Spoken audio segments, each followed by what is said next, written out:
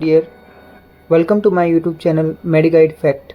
Dear, आज हम बात करने वाले हैं डेक्सलेंसोप्रोजोल डिलेड रिलीज कैप्सूल्स के बारे में, जो एक पीपीआई प्रोटॉन पंप इनहिबिटर है।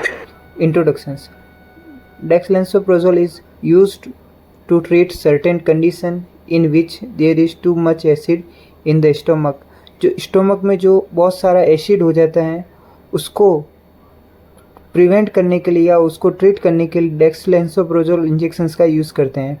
It is use to treat erosive esophagitis और heartburn caused by gastroesophageal reflexes disease. So GERD की वजह से इरोसिव इसोफेजाइटिस और हार्टबर्न की जो प्रॉब्लम होती है, उसको ट्रीट करने के लिए भी डेक्सलेंसोप्रोजोल का यूज़ करते हैं। Dexlansoprazole is not recommended for use in children younger than 2 year due to an increase risk of serious side effect. 2 year से जो कम बच्चे हैं उनमें डेक्सलेंसोप्रोजोल का यूज़ नहीं करते हैं या ये रिकमेंडेड नहीं है। अब आगे बात करते हैं उसके साइड इफ़ेक्ट की।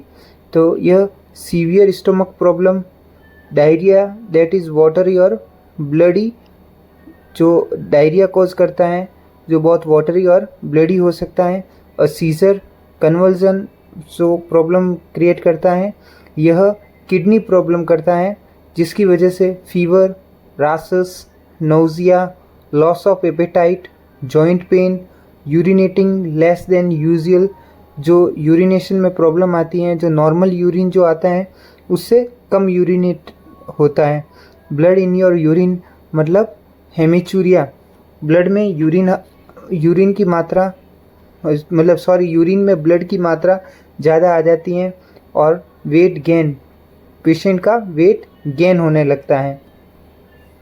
लो मैग्नीशियम मतलब अगर डेक्सलेंसोप्रोजोल का यूज़ ज़्यादा टाइम तक किया जाए तो मैग्नीशियम का लेवल कम हो जाता है, जिसकी वजह से पेशेंट को डिजीनेस, फास्ट और irregular heart beat, tremors, jerking muscles movement, muscles cramps, muscles spasm in your hand and feet, cough and choking वाली प्रॉब्लम हो सकती है। अब बात करते हैं उसके डोजेस की। अगर इस इरोसिव इसोफेजाइटिस को ट्रीट करना है तो 60 mg orally OD up to 8 weeks तक 60 mg ओडी डोज में दी जाती है। इसकी मेंटेनेंस डोज 30 mg ओडी होती हैं, जो 6 मंथ तक चलाते हैं। Usual adult dose for gastro-oesophageal reflexes disease GERD जो एडल्ट होती हैं उसमें 30 mg और ओडी 4 वीक्स तक देते हैं। और paediatric dose for erosive oesophagitis 12 year and older, 12 या 12 साल से ज़्यादा जो बच्चे हैं उसमें हीलिंग इरोसिव इसोफेजाइटिस के लिए 60 mg ओडी 8 वीक्स तक देते हैं, और मेंटेनेंस में ये 30 mg ओडी देते हैं, जो 6 मंथ तक के बेबी के लिए देते हैं। अब आगे बात करते हैं उसके स्टोरेज की। तो इसको नॉर्मल रूम टेम्परेचर पर रखा जाता है, जो 20 से 25 डिग्री सेल्सियस के मध्य होता है, और सनलाइट से दूर रखा जाता है। बात करते हैं इसके ड्रग्स के रूट की। तो ये 2 डोज फॉर्म में अवेलेबल है, एक तो कैप्सूल फॉर्म में, एक डिलेड रिलीज कैप्सूल्स के रूप में। ठीक है, अब हम आगे बात करते हैं उसके यूजेस या इंडिकेशंस की। तो stomach problem specially connect with the excessive acid productions, मतलब ऐसी डिजीज़ कंडीशन जिसमें एसिड का प्रोडक्शन ज़्यादा हो जाता है, उसको ट्रीट करने के लिए भी डेक्सलेंसोप्रोजोल का कैप्सूल का यूज़ करते हैं। गैस्ट्रोइसोफेजियल रिफ्लेक्सेस डिजीज़ जो भी होती हैं उसमें डेक्सलेंसोप्रोजोल का यूज़ करते हैं। इरोसिव एसोफेजाइटिस या हीलिंग इसोफेजाइटिस, इरोसिव इसोफेजाइटिस के हीलिंग के लिए भी डेक्सलेंसोप्रोजोल का यूज़ करते हैं। अब बात करते हैं उसके वार्निंग की। डेक्सलेंसोप्रोजोल can cause kidney problem.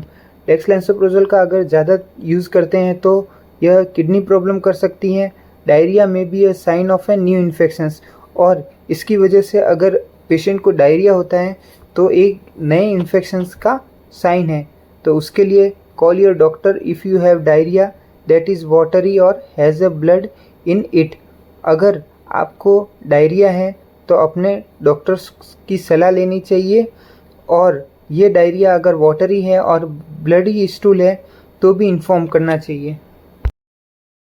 Thank you for watching my video. Please like, share and subscribe my YouTube channel. Keep supporting.